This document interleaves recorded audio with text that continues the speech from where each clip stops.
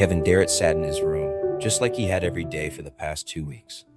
He sat looking at her picture, trapped in the same loop. Her permanently smiling face looked back at his now permanent frown. What had happened to them? One day they were fine, and then the next, she was gone. Kevin heard his father's footsteps, the familiar, heavy creak of the stairs. Then came the soft knock, followed by a voice that sounded tired of its own concern. "Son, you okay in there? It's time to eat, if you're hungry tonight." Kevin's dad hesitated. When the silence from the other side of the door didn't break, he turned and went back down. Kevin went to bed again at 10 and awoke again at 3. He lay there in the dark, remembering the nights they shared in that very bed. Now, those memories felt like they belonged to someone else. It was just Kevin now, and it was just Lee. But Lee and Tyler, at the thought of them together, a flash of anger hit him, but it was quickly swallowed by a deeper, paralyzing ache in his chest. Tyler, a man Kevin wouldn't even tap the brakes for if he saw him crossing the street in his Explorer. Tyler, the bane of his existence, was the man who now held Lee's heart. As the sun began its slow, unwanted appearance, Kevin rolled out of bed. He went through the motions, push-ups, sit-ups, bench presses. He pulled on his sweatshirt and went for a mile run. He used to like running. Now it just gave him too much time to think. Were they together last night? Have they made love yet? Does she ever think of me? The questions looped with every footfall. How could she move on from a 2-year relationship so easily? She told him to move on, but she didn't provide a map on how to do it. A car horn shattered his concentration. Kevin sat down on the curb, watching the world move by while he stayed still. He had done this every morning for 2 weeks. He barely ate, barely slept, and barely lived. Back home, his father had breakfast ready. Ever since his mother died 2 years ago, his father had stepped into the role of cook. Kevin tried to appreciate the effort, the way his dad was holding the family together. To help with the bills, Kevin had taken a job downtown at a putt golf course. His father was thankful, but kept pushing him to go back out, to find his own place in the world again. His dad had liked Lee. Everyone had. Kevin forced down an egg and some juice, though his stomach rebelled at the intrusion. He showered, dressed, and left for work. 10 hours of teaching kids how to putt and yelling at teenagers for smacking balls into the parking lot.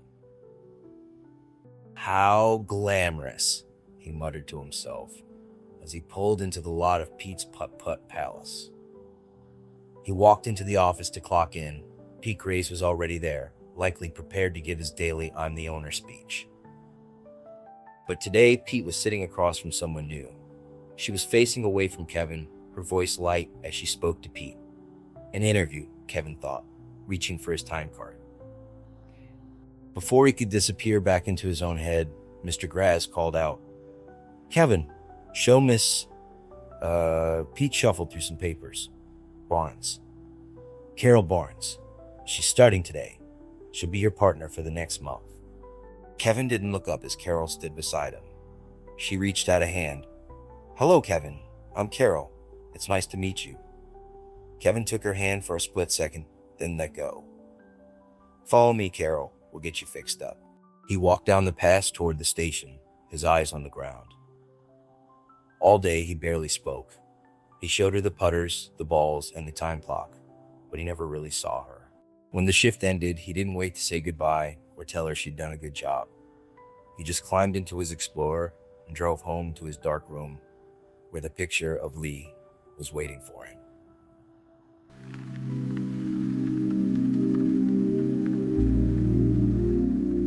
Kevin awoke early again. The day began exactly like the ones before it, a gray loop of routine. He worked with Carol, and again he barely spoke. He barely looked at her. He came home, stared at the wall, and went to bed. This went on for days until Carol finally broke the silence between putting classes. "Kevin, why do you always look like you're going to, cry? Or like you're gonna kill someone? Honestly, sometimes it's both. She trailed off, her eyes fixed on the green outdoor carpet. Kevin didn't look up. Maybe I'm going to do all of those things, he said flatly. He left work early that day, telling Pete he was sick. He spent the next day staring at the picture of him and Lee. The Doors were playing in the background, their dark, hypnotic rhythm filling the room, until he started to cry. He cried for an hour, forced himself to eat a burger, then cried again. His father was at work, so Kevin reached for a beer, then another. By the time his father got home, Kevin was passed out, his 10th beer tucked out of sight under the edge of the bed. His father didn't notice. Not yet. Another day slipped by. Kevin lay in the same clothes he'd worn for 48 hours when his phone buzzed. A text from Pete.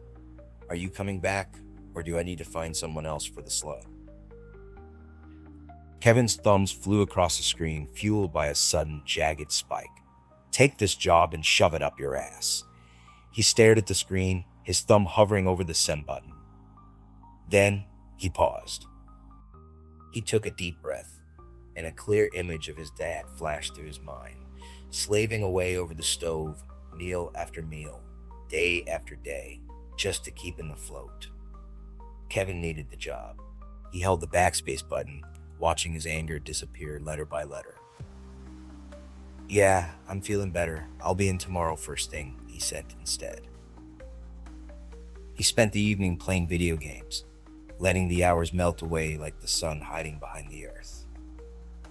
He took a quick shower, scrubbing away the last few days, and lay in bed holding the picture of Lee. He set his alarm and fell asleep with the photo on the pillow beside him. The alarm went off an hour after he'd already woken up. He went through the routine, and 30 minutes later, he was out the door. The drive was melancholy. The radio played nothing but static and bad songs. When he pulled up to the office, the red building looked like it had lost its color, faded, dull, and lifeless. Even the yellow lettering for Pete's Putt looked drab. Kevin thought he was the first one there, but the door was already unlocked. He walked in cautiously, finding the lights on and Carol already hard at work. She looked up and jumped, not realizing he was there. Kevin chuckled. Then the chuckle turned into a laugh. It started deep in his chest and broke out of him. He laughed so hard he bent at the waist. She hadn't even done anything, just a small, startled "oh." But the absurdity of it all finally hit him. He caught his breath, looked at Carol's confused face, and lost it again. He was boisterous, gulping for air. Then he saw her face change. Carol started to giggle. Then she was holding her gut, mimicking him. Together they laughed until tears were streaming down their cheeks. That was when Pete walked in. Pete stood there, clutching his broken leather briefcase, which Kevin knew held nothing but a Diet Coke and a peanut butter sandwich, staring at them like they were lunatics. Kevin tried to stand, tried to catch his breath, but then Carol let out a mousy little "hey boss" from behind her fingers. That was it. Kevin felt the pain in his stomach as the air left his lungs again. Pete, unsure of the joke, just sat at his desk. He watched them, maybe wishing he could join in, but he was the boss. He waited until they finally ran out of steam and drifted off to their duties. Damn kids and their pot, Pete humped to himself, shaking his head. The day went by faster than any in recent memory. Carol spent the shift retrieving stray balls. Kevin focused on teaching the new golfers how to hold their putters. He didn't think about Lee once. He started to enjoy the work again. Every time he passed Carol, she gave him a tight smile, and he'd return it with a two-fingered salute. As closing time approached, Carol found Kevin putting the last of the gear away. Pete had already rushed home to feed his cat. Kevin felt a hand on his shoulder and turned to find Carol standing there. Hey, I was thinking about going out for a burger. Want to come along? She turned away for a second, her cheeks flushing red, then turned back to wait for his answer. Well, Kevin struggled. He wanted to say yes, but the shyness hit him hard. "I'll pay," Carol offered with a giggle. Kevin finally smiled. "Yeah, okay."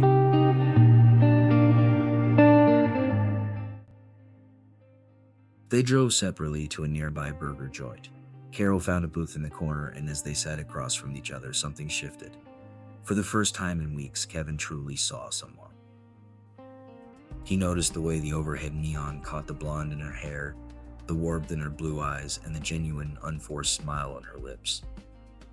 He realized she was pretty, not the complicated, high-maintenance pretty of his past, but a simple, honest kind of pretty. "So," Carol began, her gaze steady and unafraid, "why have you been so down lately?" Kevin hesitated. The old Kevin would have deflected or offered some vague, polite excuse, but something about her directness, that quiet sincerity, compelled him to put the weight down. "My girlfriend left me," he admitted. The words still carried a dull ache, but saying them out loud to her made the ache feel smaller. Carol's expression softened. She reached across the table and briefly touched his arm. It was a small gesture, but it felt like an anchor. "I'm sorry, Kevin. Truly. But honestly," she added, a playful light returning to her eyes, "it's her loss." A flicker of something like amusement touched Kevin's lips. It was a strange sensation, a smile that wasn't forced or laced with bitterness. "I don't know about that," he murmured. But for the first time, he didn't actually believe his own self-doubt. As the burgers arrived, the heavy silence of the last 2 weeks was replaced by the easy give and take of a real conversation. They talked about horror movies, zombie games, and the shows they binged when they couldn't sleep. It was ordinary, but to Kevin, it felt like a lifeline. He hadn't realized how much he missed the simple pleasure of connecting with another human being. When the check arrived, Carol snatched it up before he could reach. "I offered to pay, and I intend to," she said with a wink. "Your turn tomorrow, after work?" Kevin felt a genuine smile spread across his face. "That sounds good." That night, Kevin didn't reach for the picture of Lee. He didn't spend the hours replaying every mistake in memory like a broken film strip. He simply fell asleep, exhausted but strangely at peace.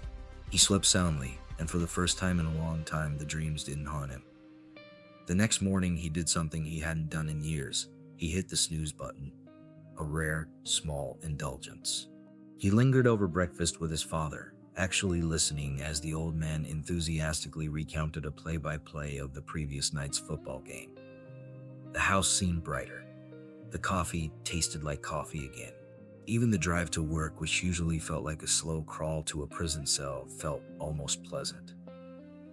As he pulled into the parking lot, he saw Carol leaning against the entrance, a wide grin waiting for him.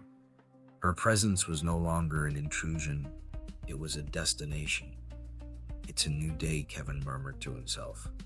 He'd heard the phrase 1,000 times, but today they weren't just empty words.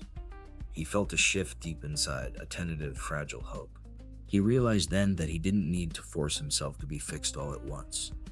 If today wasn't perfect, he could just try again tomorrow. And that was enough. The end.